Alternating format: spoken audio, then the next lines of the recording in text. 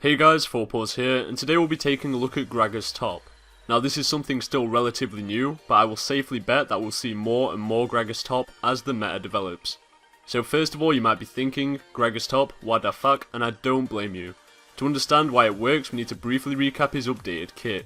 Essentially Riot killed off his insane AP ratios and replaced them with tons of utility.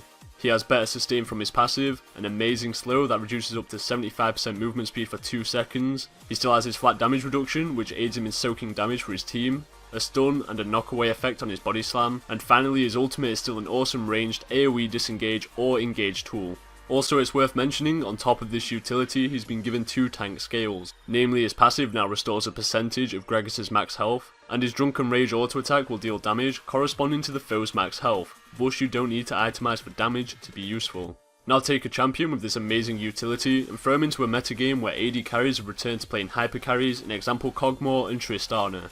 Gragas completely synergizes with these champions. 3 of his abilities can aid in peeling for them, alongside he plays that role of a frontline sponge that AD carries love so much. Since we now understand why Gragas is fitting into the metagame, why top specifically? Well, his kit is super annoying for a typical melee to deal with, thus he has some really strong lane matchups. He's very mobile, tanky, has good trades, AoE clear, and can peel himself, and so on.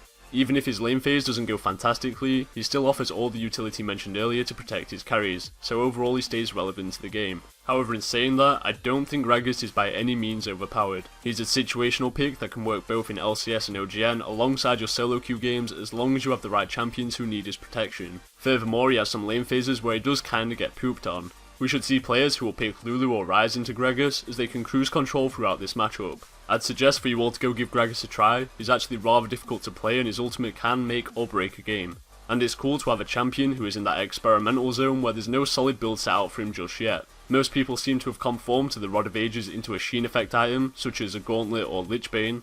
However, we might see different build paths appear over time. So I hope I filled you in with what's up with Gragas. Please share your thoughts in the comments and I'll happily discuss him with you.